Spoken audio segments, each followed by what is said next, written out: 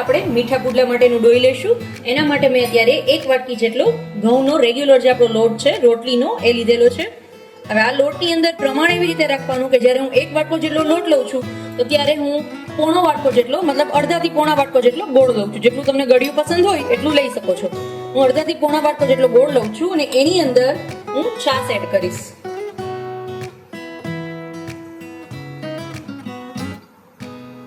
હવે આને ગોળ ને છાશ ની અંદર બધું ઓગાળી લઈશ. પહેલા એકદમ સરસ બધો ઓગાળી લઈશ. મારો બધો ગોળ છે આની અંદર એકદમ સરસ ઓગળી ગયો છે. હવે એને આપણે લોટની અંદર નાખી અને એકદમ સરસ લોટનો આપણે સ્મૂથ બેટર બનાવી લેશું. થોડા થોડા પ્રમાણમાં એડ કરી દેવાનું.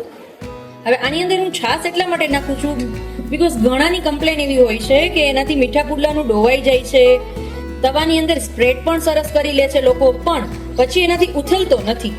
તો હવે એ ન થાય એના માટે હું અત્યારે આની અંદર છાશથી ગોળનું ડોવું છું અને એને આ રીતે એકદમ સરસ ડોઈ લેવાનું. હવે બેટર છે એ બહુ થીક પણ નહીં રાખવાનું, બહુ લિક્વિડ પણ નહીં રાખવાનું.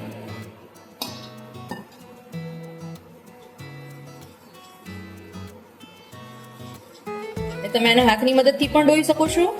આની અંદર થોડી હજી છાશ એડ કરીશ. એકદમ સરસ આમાં આપણે ડોઈ લેશું. તમને જો આ બેટર વધુ થીક લાગે તો તમે તમારા અકોર્ડિંગ આમાં થોડી છાશ એડ કરી શકો છો અને એને લિક્વિડ ફોર્મમાં રાખવાનું, એકદમ લિક્વિડ નહીં, મીડિયમ થીક. ફ્રેન્ડ્સ, આ ટ્રિક્સ છે હું મારા સાસુમા પાસેથી શીખેલી છું. બીકોઝ મીઠા પુડલા તો પહેલા બનાવતા જ, પણ એ તમે કહો છો એવી રીતે મારે પણ એવી જ રીતે બનતું કે મીઠા પુડલા એકદમ સરસ છે એ મારા તવાની અંદર હું સ્પ્રેડ પણ કરી લેતી, પણ પછી એને ટર્ન ન કરી શકતી, વચ્ચેથી તૂટી જાય, ફાટી જાય, એવા ઘણા બધા પ્રોબ્લેમ આવતા. હવે એની આ ટ્રિક્સ છે જે આપણે કહીએ ને દાદીમાની ટ્રિક્સ. ફ્રેન્ડ્સ, આપણું ડોવાઈને છે એકદમ બેટર રેડી થઈ ગયું છે. હવે આને હું ઢાંકી અને અડધી કલાક માટે રેસ્ટ આપી દઈશ. આની અંદર તમે વલિયારી ઈચ્છો તો પણ એડ કરી શકો છો, પણ અત્યારે હું સ્કીપ કરું છું. ફ્રેન્ડ્સ, હજી સુધી તમે સબસ્ક્રાઇબ કરવાનું જો ભૂલી ગયા હોવ તો તમને યાદ કરાવી દઉં, સબસ્ક્રાઇબ કરી લેજો અને બેલ આઇકન પર ક્લિક કરજો એટલે મારા કોઈ પણ નવા વિડીયોની નોટિફિકેશન સૌથી પહેલા તમારા સુધી પહોંચે. આ મીઠા પુડલા તો તમે ઘણા બધા લોકો ઘરે ટ્રાય કરતા જ હશો ને બનાવતા જ હશો, નો ડાઉટ. પણ આટલો સરસ મોટો એવો આટલો ડિલિશિયસ એવો મીઠો પુડલો તમે એક વખત આ રીતથી ટ્રાય કરજો એટલે પરફેક્ટ આ જ સાઈઝમાં તમે ઘરે ઉતારી શકશો. ઘરે શું થશે, નાના નાના તમે ટ્રાય કરી હશે, પણ આ રીતે ટ્રાય કરજો પછી મને કહેજો કે તમારો મીઠો પુડલો કેવો બન્યો છે. ફરતું હું ઘી લગાવી દઈશ.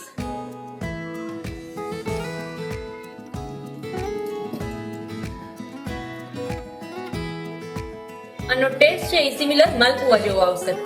માલપુઆને મતલબ માલપુઆને અંદર આપણે ઘીની અંદર ફ્રાય કરીએ છીએ, જ્યારે આને આપણે આ રીતે પેનની અંદર પુડલાની જેમ ઉતારશું. આને તમારે લો ફ્લેમ પર પાકવા દેવાનું. જો હાઈ ફ્લેમ કરશો ને બહુ તો શું થશે કે એ એકદમ તરત જ લાલ થઈ જશે કલર એનો. એટલે લો ફ્લેમ પર થવા દેશો તો એકદમ સરસ થશે ને બધી સાઈડ થી પાકી જશે તમારો પુડલો છે એ. આપણો પુડલો છે એક સાઈડ થી પાકી ગયો છે એકદમ સરસ. જો તમે કેટલો સરસ કેટલો ડિલિશિયસ એવો પુડલો આપણો બનીને રેડી થઈ ગયો છે. આને મેં મીડિયમ ફ્લેમ પર કરેલું છે, નહીં એકદમ લો નહીં એકદમ હાઈ.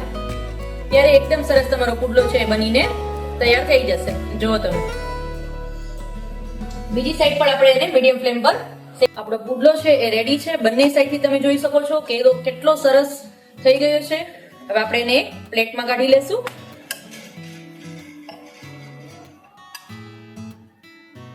તમે જોઈ શકો છો તમારો પુડલો છે એ એકદમ સરસ રેડી છે.